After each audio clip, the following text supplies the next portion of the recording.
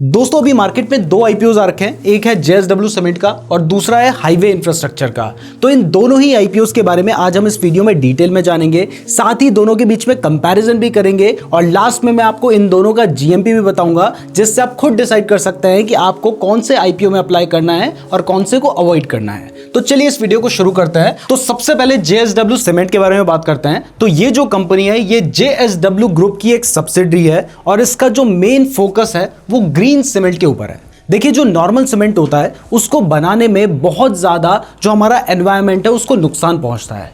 तो green cement ऐसे cement को कहा जाता है जो कि इको फ्रेंडली तरीकों का यूज करते हैं, जिससे कार्बन फुटप्रिंट को रिड्यूस किया जा सके। इस कंपनी की पैन इंडिया प्रेजेंस है और इसकी जो करंट कैपेसिटी है वो 20.6 MTPA है, जो कि ग्राइंडिंग की कैपेसिटी है, और इनकी क्लिंकर कैपेसिटी 6.44 MTPA है। इस कंपनी के पास GGBS का 84% मार्केट शेयर होता है। ये GGBS बेसिकली एक तरीके का मटेरियल होता है जो कि आयरन प्रोडक्शन के टाइम पर निकलता है और इसका यूज किया जाता है किस काम के लिए? ग्रीन सीमेंट बनाने के लिए। अब सवाल उठता है कि इनके पास GGBS का 84% मार्केट शेयर कहां से आया? तो आपको पता है कि जेएसडब्ल्यू की एक स्टील कंपनी भी है। तो अगर इनकी स्टील कंपनी है और आयरन मैन्युफैक्चरिंग के टाइम पर ही ये जो बाय प्रोडक्ट निकलता है जो कि हम GGBS बोलते हैं, तो फिर इनके पास इसका मार्केट शेयर होना लाजमी है, जो कि इनके लिए एक बहुत पॉजिटिव पॉइंट है। अब ये जो आईपीओ लेकर आ रहे हैं इसके पीछे इनका जो मेन रीजन है वो है एक्सपेंशन करना। लगभग 800 करोड़ रुपए ये अपने नए प्लांट के ऊपर इन्वेस्ट करना चाहते हैं। दूसरा, आईपीओ से इनके पास जो भी पैसा आएगा उससे ये अपनी डेट को भी रिड्यूस करना चाहते हैं। अब इनकी स्ट्रेंथ की बात करें तो आप सभी को पता है कि ये कंपनी जेएसडब्ल्यू ग्रुप से जुड़ी हुई है, तो इनकी जो पेरेंट कंपनी है वो बहुत ज्यादा स्ट्रांग है। दूसरा, ये कंपनी फास्ट ग्रोइंग है और तीसरा, ये इको फ्रेंडली सीमेंट के ऊपर काम कर रही है, जिसको गवर्नमेंट का भी काफी सपोर्ट है। लेकिन अगर वीकनेस की बात करें तो लॉन्ग टर्म के हिसाब से सोचे तो ये सीमेंट सेक्टर से जुड़ी हुई कंपनी है और सीमेंट सेक्टर साइक्लिक होते हैं, मतलब कभी बहुत अच्छे रिटर्न्स देते हैं, कुछ साल हो सकता है कुछ खास रिटर्न्स ना भी मिले।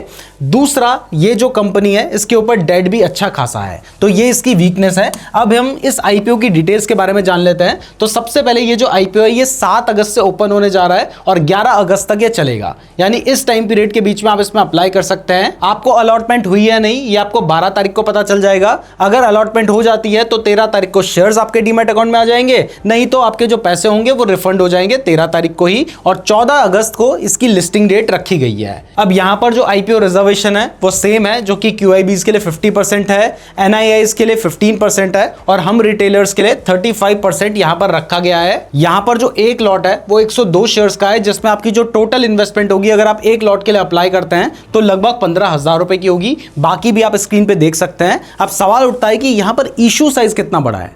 तो इस आईपीओ का जो इशू साइज है वो लगभग 3600 करोड़ का है, जिसमें से जो 2000 करोड़ है वो एक ऑफर फॉर सेल है, जिसमें इसके एग्जिस्टिंग इन्वेस्टर अपने शेयर्स को सेल कर रहे हैं, और बचा हुआ जो 1600 करोड़ रुपए है वो एक फ्रेश इशू है जो कि इनके बिजनेस के ऊपर इन्वेस्ट होगा। ये आईपीओ BSE NSE दोनों ही एक्सचेंज में लिस्ट होना है और यहां पर जो प्राइस बैंड है वो 139 रुपीज से लेके 147 पर शेयर पर रखा गया है। अब इसके फाइनेंशियल्स को भी देख लेते हैं। तो सबसे पहले तो देखिए यहां पर जो अभी इनकी शेयर होल्डिंग है वो 78% के आसपास है और इसके बाद इनकी जो शेयर होल्डिंग है वो 72% के आसपास रहेगी। अब इसके फाइनेंशियल्स की बात करें तो देखिए इसकी जो एसेट्स हैं वो लगातार बढ़ती जा रही हैं, लेकिन मार्च 2024 के कंपैरिजन में मार्च 2025 में इनका जो रेवेन्यू है वो थोड़ा सा घटा है, और इवन अगर प्रॉफिट आफ्टर टैक्स की बात करें तो वो नेगेटिव में चला गया है। मार्च 2024 में इन्हें 62 करोड़ का प्रॉफिट हुआ था, मार्च 2025 में इन्हें -163 करोड़ का लॉस हुआ है। बाकी इस आईपीओ में सबसे बड़ा जो कंसर्न है वो है डेट का। देखिए इनका जो डेट है वो लगातार बढ़ता जा रहा है और मार्च 2025 में 6000 करोड़ के आसपास का इनके ऊपर डेट है। वैसे आपको बता दूं कि ये जो सीमेंट इंडस्ट्री होती है ये कैपिटल इंटेंसिव इंडस्ट्री होती है, तो यहां पर जनरली जो डेट होता है वो ज्यादा ही रहता है और इनका debt to equity ratio almost 1 के आसपास है, यानी जितना इक्विटी से पैसा आया है उतना ही इनके ऊपर कर्ज भी है। रिटर्न ऑन इक्विटी नेगेटिव में है। क्यों नेगेटिव में है? क्योंकि आपको पता है कि अभी रिसेंटली लास्ट फाइनेंशियल ईयर में इस कंपनी को लॉस हुआ है। रिटर्न ऑन कैपिटल एम्प्लॉयड 7% के आसपास है, जो कि दोनों ही चीजें नेगेटिव हैं। साथ ही इनका जो रिटर्न ऑन नेटवर्थ है वो भी नेगेटिव में है। रीजन आपको पता ही है कि कंपनी को लॉस हुआ है, तो फाइनेंशियल्स कुछ खास इस कंपनी के नहीं है। तो जरूरी जानकारी आपको इस आईपीओ के बारे में मिल गई है। अब दूसरे आईपीओ के बारे में बात करते हैं। लास्ट में दोनों के बीच में कंपैरिजन जब हम करेंगे तो आपको सब कुछ क्लियर हो जाएगा। तो जो नेक्स्ट आईपीओ है वो है हाईवे इंफ्रास्ट्रक्चर लिमिटेड का, जो कि 5 अगस्त से शुरू हो चुका है। ये एक बहुत ही छोटा आईपीओ है जिसका इशू साइज 130 करोड़ रुपए का है, लेकिन इसमें 97 करोड़ जो है वो एक फ्रेश इशू है। सबसे पहले इस कंपनी के बिजनेस की बात करें तो ये एक infrastructure development and management company है जो कि टोल कलेक्शन, ईपीसी प्रोजेक्ट और रियल एस्टेट डेवलपमेंट के ऊपर काम करती है। मतलब सिंपली कहूं तो इस कंपनी का मेन काम रहता है रोड्स, हाईवेज, ब्रिजेस और रेजिडेंशियल प्रोजेक्ट्स को डेवलप करना और उन्हें आगे मेंटेन करना। इवन ये कंपनी इंडिया की 11 स्टेट्स में 24 से भी ज्यादा टोल प्रोजेक्ट्स को कंप्लीट कर चुकी है, जहां पर इसका जो रेवेन्यू आता है वो गवर्नमेंट के प्रोजेक्ट से आता है, टोल कलेक्शन से आता है और रियल एस्टेट डेवलपमेंट से आता है। अब इसकी स्ट्रेंथ की बात करें तो क्योंकि ये कंपनी बहुत सालों से गवर्नमेंट से जुड़े हुए प्रोजेक्ट्स में काम कर रही है तो इसके लिए आगे प्रोजेक्ट्स मिलना आसान है। दूसरा इसकी स्ट्रेंथ ये है कि ये सिर्फ एक ही तरह के प्रोजेक्ट्स नहीं करती है, ये गवर्नमेंट के ईपीसी प्रोजेक्ट भी कर रहे हैं, टोल कलेक्शन भी कर रहे हैं, रियल एस्टेट डेवलपमेंट भी कर रहे हैं। मतलब इनके जो रेवेन्यू सोर्सेज है वो काफी डाइवर्सिफाइड हैं। लेकिन अगर इनके वीकनेस की बात करें तो सबसे पहले एक बहुत छोटा आईपीओ है 130 करोड़ का। दूसरा, इनका जो बहुत सारा रेवेन्यू है वो गवर्नमेंट के जो प्रोजेक्ट्स हैं इनके ऊपर काफी ज्यादा डिपेंड करता है। कई बार गवर्नमेंट से पैसा मिलने में बहुत ज्यादा टाइम लग जाता है। तो अगर हम इनके रेवेन्यूज देखेंगे तो कई साल आपको एकदम से जंप देखने को मिलेगा, किसी साल एकदम से आपको डिप भी देखने को मिल सकता है। अब इस आईपीओ की डिटेल्स की बात करें तो ये आईपीओ 5 से 7 तारीख के बीच में ओपन हो चुका है। इसमें अगर आपको अलॉटमेंट होती है तो ये आपको 8 तारीख को पता चल जाएगा। अगर आपको अलॉटमेंट नहीं होती है तो 11 तारीख को रिफंड आ जाएगा। अलॉटमेंट होती है तो शेयर्स आपके डीमैट अकाउंट में 11 तारीख को आ जाएंगे और इसकी जो टेंटेटिव लिस्टिंग डेट है वो 12 अगस्त रखी गई है। वैसे मैं आपको बता दूं कि इस आईपीओ का जो प्राइस बैंड है वो 65 रुपीज से 70 रुपीज पर शेयर रखा गया है और यहां पर एक लॉट में 211 शेयर्स हैं। ये आईपीओ भी एनएसई बीएसई दोनों ही एक्सचेंज में लिस्ट होना है। आईपीओ का इशू साइज मैं आपको ऑलरेडी बता ही चुका हूं और यहां पर भी अगर आप एक लॉट के लिए अप्लाई करते हैं तो आपको लगभग 15,000 रुपए का इन्वेस्टमेंट करना होगा।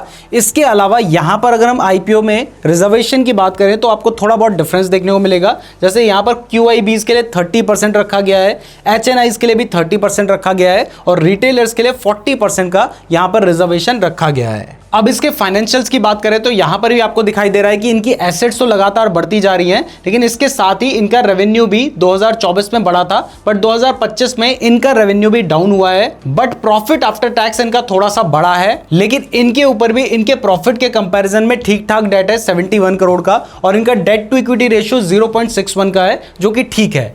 इनके रिटर्न ऑन इक्विटी की बात करें तो वो अच्छा है 19% का। रिटर्न ऑन कैपिटल एम्प्लॉयड भी 16.5% के आसपास है जो कि ठीक है और रिटर्न ऑन नेटवर्थ भी 19% का है। रीजन आपको पता है कि कंपनी प्रॉफिटेबल है तो यहां पर आपको पॉजिटिव में ही नंबर देखने को मिलेंगे। तो अब आपको इसके भी फाइनेंशियल समझ आ गए हैं तो चलिए अब दोनों ही आईपीओस को कंपेयर कर लेते हैं। सबसे पहले हम हाईवे इंफ्रास्ट्रक्चर लिमिटेड का SWOT एनालिसिस करते हैं। SWOT मतलब strength, weakness, opportunities and threat. सबसे पहले स्ट्रेंथ की बात करें तो देखिए कंपनी को गवर्नमेंट से काफी सारे कॉन्ट्रैक्ट्स मिलते रहते हैं। दूसरा, ये जो बिजनेस करते हैं वो काफी डाइवर्सिफाइड रहता है।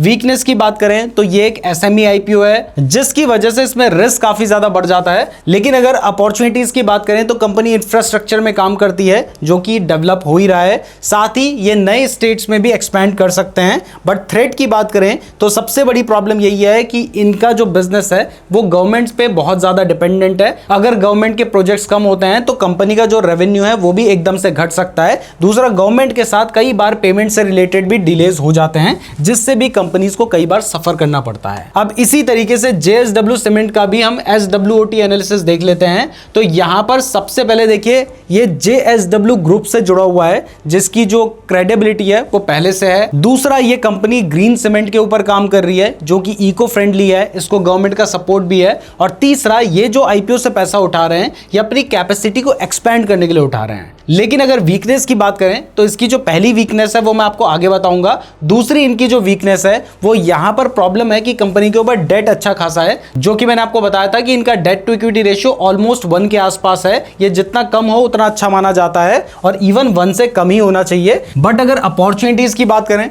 तो सबसे पहले तो सीमेंट सेक्टर की जो डिमांड है वो बढ़ रही है क्योंकि इंफ्रास्ट्रक्चर डेवलपमेंट हो रहा है। दूसरा, ये ESG फोकस्ड है तो इसमें इन्वेस्टर्स का इंटरेस्ट और बढ़ सकता है। और फाइनली थ्रेट सीमेंट की बात करें तो सबसे पहले देखिए सीमेंट एक कमोडिटी है जिसकी जो प्राइस होती है वो बहुत ज़्यादा ऊपर नीचे होती रहती है। दूसरा, बहुत सारे प्लेयर्स हैं जिनके साथ इनका कंपटीशन भी है। बाकी इनकी आईपीओ की जो डिटेल्स है उनमें जो कंपैरिजन है वो आप स्क्रीन पे देख ही सकते हैं। यहां पर मैं आपको मेन बता देता हूं कि जो हाईवे इंफ्रास्ट्रक्चर है वो 130 करोड़ का आईपीओ है, जेएसडब्ल्यू 3600 करोड़ का आईपीओ है। दोनों का फाइनेंशियल कंपैरिजन भी आप स्क्रीन में देख सकते हैं। रेवेन्यू में दोनों में 10 गुना का फर्क है। जेएसडब्ल्यू सीमेंट का जो रेवेन्यू है वो हाईवे इंफ्रास्ट्रक्चर से 10 गुना से भी ज्यादा है। अब फाइनली जीएमपी की बात करें तो देखिए जेएसडब्ल्यू सीमेंट का जो जीएमपी है वो लगभग 13% के आसपास चल रहा है फिलहाल जब मैं इस वीडियो को रिकॉर्ड कर रहा हूं। ये बढ़ भी सकता है, घट भी सकता है। और क्लियर कर दूं कि जीएमपी कोई प्रॉफिट की गारंटी नहीं होती है।